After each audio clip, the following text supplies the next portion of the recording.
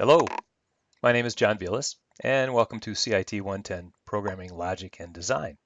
I'll be your instructor this semester, and I wanted to take a moment in this video to run you through the course relatively quickly, give you a 30,000 foot view, and specifically let you take a look at how the course is laid out in Moodle and how you'll be interacting with the course. After that, I'll have some shorter videos that will do a little more in-depth view of the specifics. Let's start with a Moodle walkthrough. For those of you who are already comfortable with Moodle as a content management system, I apologize. I'm going to walk through this relatively quickly, and for those of you guys who are new to it, hopefully it'll help you orient yourself. So when you log into Moodle and you come to our shell, you're going to see that it says you can always kind of confirm up here that you're in the right course.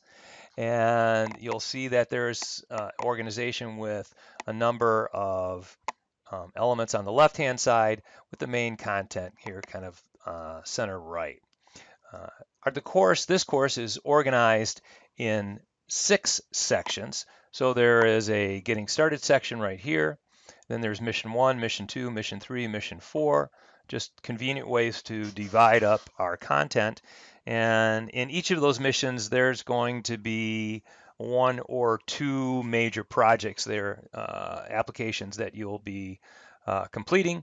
And then in the final week, capstone project presentations.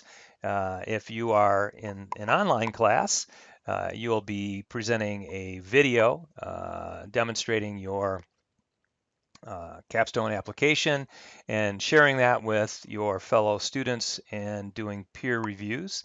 And if you are in a face-to-face class, you'll also be producing a video. But on top of that, in class finals week, we'll have real presentations and that. If you look down here, you'll see that there are 3 other categories or links: practice, knowledge, and skills.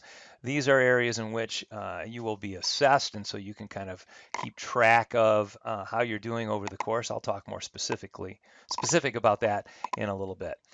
If you take a look here, you'll see upcoming events, and both the upcoming events and the calendar will show you the activities that are due. But the way the course is structured, and again, I'll talk about that a little bit later, the course is structured a little bit differently than most courses you will have taken. And so up here, I'll pull this up in a bit. Suggested pacing guide and schedule is probably a better place to look as far as when things are due. Instructor information, you are welcome to contact me anytime. I have specific office hours, and I will be available during those days and those times. But in reality, I am in class, or I'm in my office 7:30 to 4 o'clock Monday through Friday, except for when I have meetings and that. So if you need to come and see me, if you need to have a phone call, or have a Zoom meeting, just send me an email and we can coordinate. Usually very, very flexible as far as that goes. And I would really, really encourage you to just contact me anytime you want about anything that you are curious about.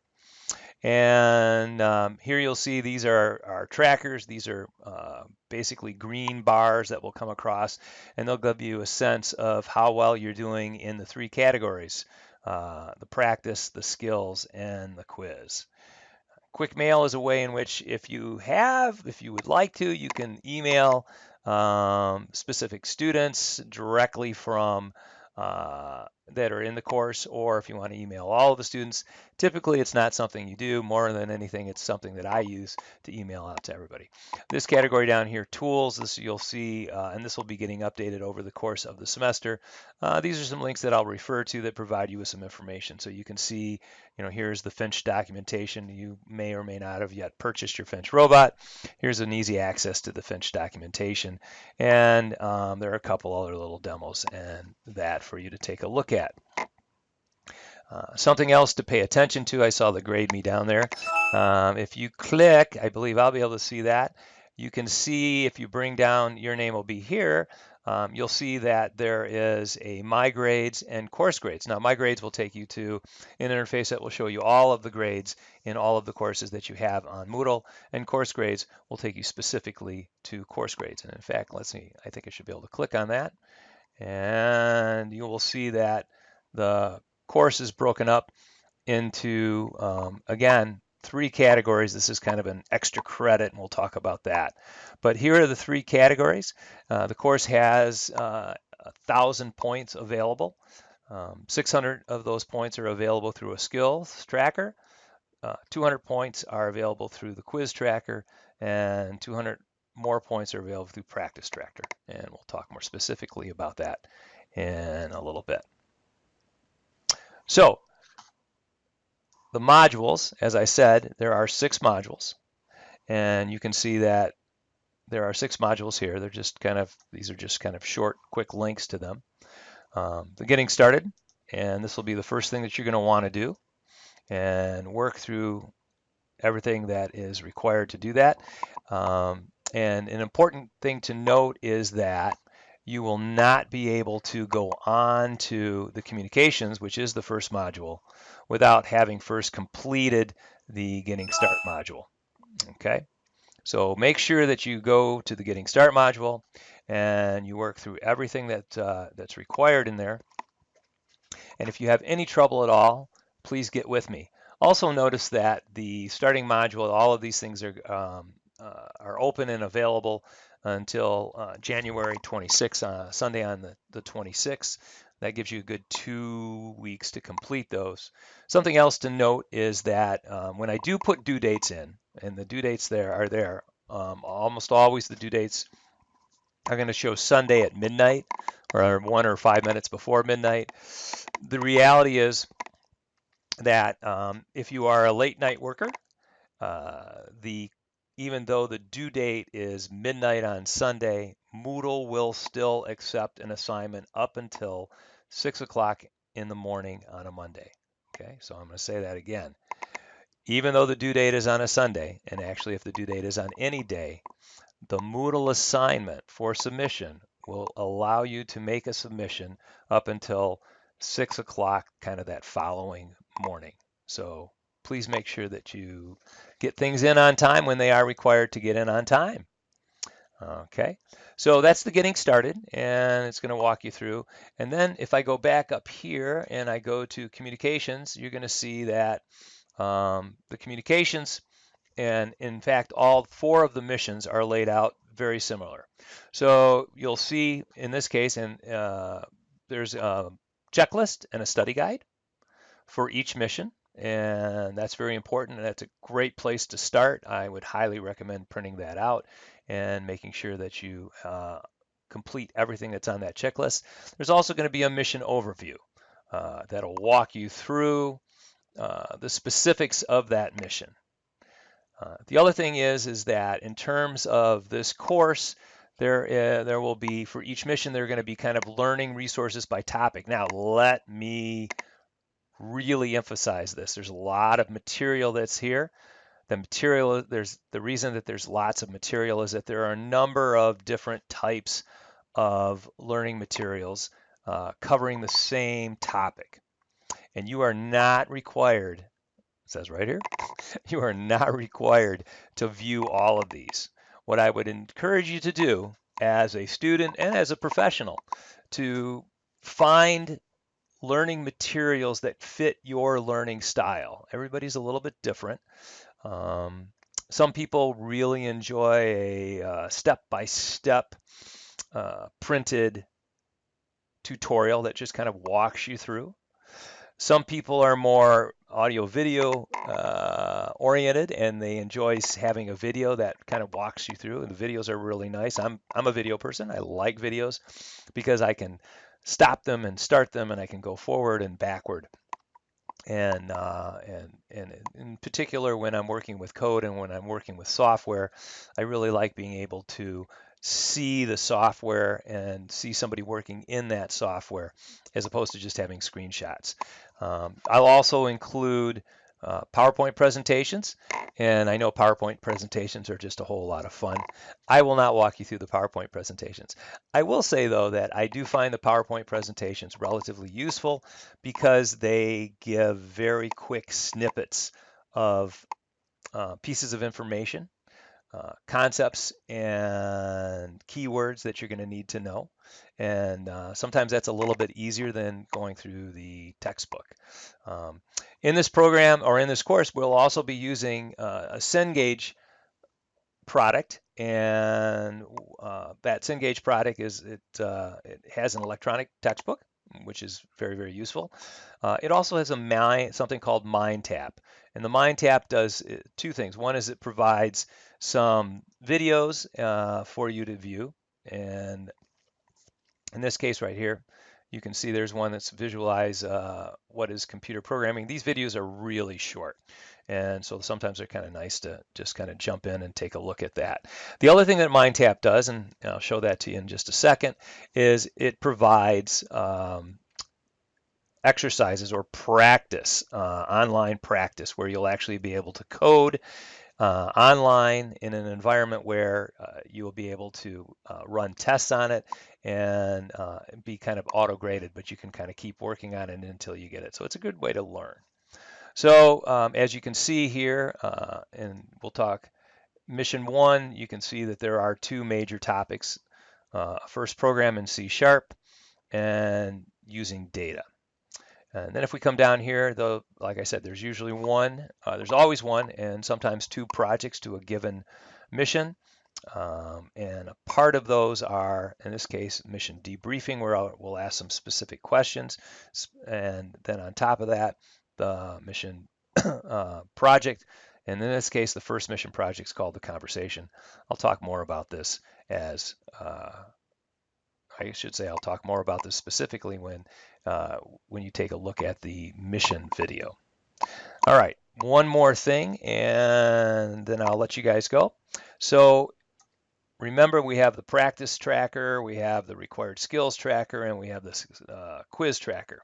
And we talked about how those tie to the practice, the knowledge, and the skills. So let's take a look at those very quickly. So practice, this is what I was referring to as far as Cengage. You can see Cengage always has this, I'm not sure what you call it, like a little flower thing going on. That's their logo for MindTap. And you'll see that we have correlated with each mission, we have a number of MindTap programming exercises. So again, these are the exercises that you'll be able to go into and do a little bit of coding and run tests on that, and when you have it 100%, then you can kind of submit that, okay? And so submission on these will show up in the practice tracker up here. So when you click on that practice tracker. Now, something I need to share with you, we were hoping to get the practice tracker, we were hoping to get this thing automatic so that when you actually completed something in MindTap, it would automatically update it in Moodle. We're still kind of hoping that we can do that, but right now Moodle's being a little stubborn, and so I'm going to have to go in and update those manually, and I'll probably do that early in every week. So if you do complete a MindTap or more programming exercise, and it doesn't immediately show up in your practice tracker, don't worry unless it doesn't show up for a week, I would say. Like I said, I'll try and keep up on that as best we can, and hopefully the Moodle gurus will have this figured out so that it'll happen automatically. Okay, so that's practice. Again, that's worth 200 of the 1,000 points in the course. Let's take a peek at knowledge. Okay, now knowledge is simply quizzes. So you'll see there's a number of Moodle quizzes here and Moodle reviews. Something to note about that is that the reviews and the quizzes are basically the same. They are taken questions from a bank of questions based on a chapter in the book. Now, the fun thing about the reviews is you'll notice up here, the the reviews and the quizzes are open book, open note, and specifically the reviews have unlimited attempts with no time limit. So the reviews are a great opportunity to just learn the material. That gives you a good clue into what it is that we're actually interested in, the specifics, knowledge elements that we're interested in you having for the course. Okay. The quizzes are a little bit different. The quizzes, other than you'll see here 7, 8, and 9, the quizzes are going to have 10 random questions, again, taken from a bank. They are open book, open note. They do have a 15-minute time limit, but you may take them as many times as you like. Now, to receive completion, okay, you have to have at least 80% on the quiz. So you're welcome to continue, and I would encourage you to continue working on that until if you have 8 out of 10, then that quiz is going to be marked complete. I would encourage you to continue to get more if you'd like, and get 9 out of 10 or 10 out of 10, so 90% or 80%. And then, as you can see, the mission or the quizzes are and reviews are correlated with each mission. Okay, so there's the quizzes. And then if we jump down to the skills level, and this is something new, and I'm going to put together a little video to talk more specifically about this. But this course is going to be a little bit different in that when you complete a programming and application, a programming exercise, and in our case, a project, I'm not going to be grading that per se. I'm not going to be giving you points for having done this and having done that. I'm not going to be providing you with a letter grade or a numeric grade of 1, 1.5, 2, 2.5, and so on. Instead, what I'm going to be doing is taking a look at specific skills that you demonstrate in a given application. And so, as you can see here's our mission 1, and we're going to put a video about this more specifically. But in terms of mission 1, you can see that I want you to be able to demonstrate to me that you can create a new solution in Visual Studio. Obviously, that's going to be a very easy thing to do, and store it in a local folder. Demonstrate adding information in a comment block. It's going to get a little more specific. You're going to come down here. You're going to see that we're going to want you to demonstrate implementing an if else code block, and demonstrating a nested decision code block. And so as I assess your coding projects, I'm going to be looking for these specifically. And you'll see that when we take a closer look at the actual instructions for each mission project, you're going to see that these skills, some people would refer to them as outcomes, and some people would refer to them as objectives, and some people would refer to them as competencies. I'm going to, in this course, refer to them very simply as a skill. And you'll see these skills listed actually on the instructions, and there'll actually be a checkoff list that I'm going to want you to print out and to complete and hand in with your assignments. All right.